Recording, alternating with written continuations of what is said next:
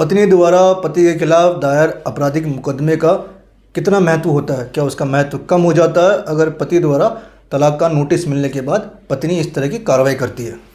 देखिए, इस तरह के सवाल अक्सर हमारे दिमाग में चलते हैं।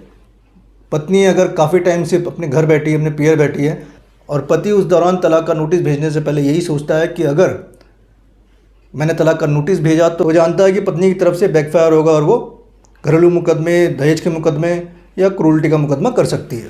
कहीं ना कहीं पति के दिमाग में होता है। यही कारण होता है कि पत्नी के काफ़ी टाइम से घर रहने के बाद भी, अपने पियर रहने के बाद भी पति कोई कानूनी कार्रवाई नहीं कर पाता, क्योंकि उसके मन में, दिमाग में कहीं ना कहीं जहन में चलता है कि अगर मैंने ऐसा किया तो पत्नी की तरफ से मेरे पे मुकदमों की बौछार होगी। तो अगर एक परिस्थिति मान लीजिए जहाँ पति ने तलाक का नोटिस भेजा और पत्नी ने बैकफायर करते हुए उस पर आपराधिक मुकदमे दर्ज करा दिए, तो उन आपराधिक मुकदमों का महत्व कितना रहता है? तो देखिए, रिसेंटली कर्नाटक हाईकोर्ट का एक जजमेंट है जहाँ पे पति द्वारा तलाक का नोटिस मिलने के बाद पत्नी द्वारा आपराधिक मामले दर्ज किए गए पति और उसके घरवालों के खिलाफ। उस मुकदमे का ट्रायल और प्राथमिक एफआईआर को रद्द कराने के लिए पति हाईकोर्ट पहुंच गया। हाईकोर्ट ने इस मामले पे क्या टिप्पणी की, क्या जजमेंट दिया, समझेंगे इस वीडियो में। तो अगर आप हमारे चैनल पर नए हैं तो चैनल सब्सक्राइब करना ना भूलें। जजमेंट समझने के लिए वीडियो अंत तक जरूर देखिएगा। जजमेंट का लिंक मैंने डिस्क्रिप्शन में दिया हुआ है, वहाँ से आप इस जजमेंट की कॉपी डाउनलोड कर सकते हैं। इस मामले के अंदर पति पक्ष ने हाईकोर्ट में अप्रोच किया। वहाँ पे पति और उसके खिलाफ जो मुकदमे दर्ज थे 498, 506, 323 के तहत, इसके अलावा डॉरी प्रोहिबिशन एक्ट की धारा 3 और 4 के तहत भी उसके खिलाफ मुकदमे दर्ज थे। उस मुकदमों और कार्रवाई को रद्द कराने के लिए पति पक्ष ने हाईकोर्ट में अपील लगाई। मुकदमे के फैक्ट्स कुछ इस प्रकार है कि 2013 के अंदर पति पत्नी दोनों की शादी हुई। पत्नी ने जो मुकदमे कर रखे थे उसमें आरोप लगाया कि शादी के अंदर उसके पिता द्वारा काफ़ी दहेज दिया गया, सोना दिया गया, कैश दिया गया। पत्नी ने आरोप लगाया कि शादी के 3 साल तक सब कुछ ठीक था।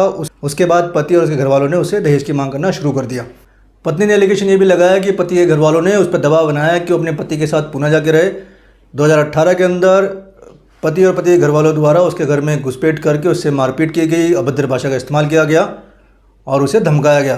बचाव पक्ष ने अपने बचाव में कहा कि जो एलिगेशंस लगाए गए उनके विरुद्ध वो बेबुनियाद है, बेतुक है और प्रथम दृष्टया से मुकदमा बनता ही नहीं है। साथ में उन्होंने कह कंशा कोसर बनाम स्टेट ऑफ बिहार का हवाले दिया, जहाँ पे सुप्रीम कोर्ट ने कहा था कि हस्बैंड के रिलेटिव्स के अगेंस्ट अगर स्पेसिफिक एलिगेशंस नहीं है तो उनके अगेंस्ट ट्रायल नहीं चलाया जा सकता, उन रिलेटिव्स को प्रोसिक्यूशन के लिए मजबूर नहीं किया जा सकता, क्योंकि यहाँ पे जो पत्नी द्वारा एलिगेशन लगाए गए थे वो पति और साथ में उसके परिवार को भी इंक्लूड किया था। यहाँ पे लोक अभिযোग द्वारा इस याचिका का विरोध किया गया। साथ में तर्क दिया कि इस मामले में विचारणीय मुद्दे शामिल थे। इस परिस्थिति में अगर इसको रद्द किया गया तो एक तरह से अन्याय होगा। दोनों पक्षों को सुनने के बाद हाईकोर्ट ने क्या कहा? हाईकोर्ट ने कहा कि अदालत ने कहा कि शिकायत में आरोप गंभीर थे, दहेज की मांग की गई, उससे मारपीट की गई, परंतु वे सामान्य प्रकृति के थे। जनरली जो एलिगेशंस होते हैं इसी तरह के लगते हैं। साथ में उन आरोपों को साबित करने के लिए पर्याप्त सबूत भी नहीं थे। इसके अलावा हाईकोर्ट ने एक बात और ऑब्जर्व की। हाईकोर्ट ने इस चीज़ को देखा कि पति द्वारा तलाक का नोटिस भेजने के बाद पत्नी ने ये आपराधिक मुकदमे दायर किए। हाईकोर्ट के हिसाब से एक प्रतिशोधी मकसद की ओर इशारा करते हैं, मतलब पत्नी द्वारा एक तरह का बैकफायर किया गया है। और यही वजह रही कि हाईकोर्ट ने इस मुकदमे को, इसमें दर्ज एफआईआर और शिकायतों को रद्द करने के आदेश दिए। इस केस का जो टाइटल है वो है एनजी अदर्स बनाम स्टेट ऑफ कर्नाटका। जजमेंट का लिंक दिया हुआ है, इसे डाउनलोड करके ध्यान से पढ़िए।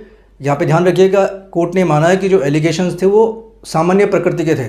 दूसरा, वहाँ पे पत्नी ने खुद ने माना है कि शादी के 3 साल तक सब कुछ ठीक था। एक और बात, पति के घरवालों के खिलाफ स्पेसिफिक एलिगेशंस लगाए तो थे, लेकिन वहाँ पे सबूतों का अभाव था।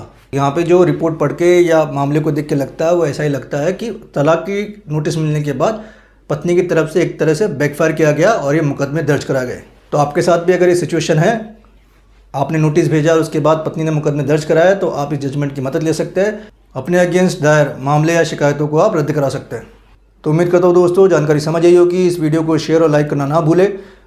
अगर आप लोगों ने हमारा चैनल सब्सक्राइब नहीं किया तो please subscribe channel, press the bell icon. फिर मिलेंगे नए वीडियो में नए टॉपिक के साथ। तब तक के लिए नमस्कार।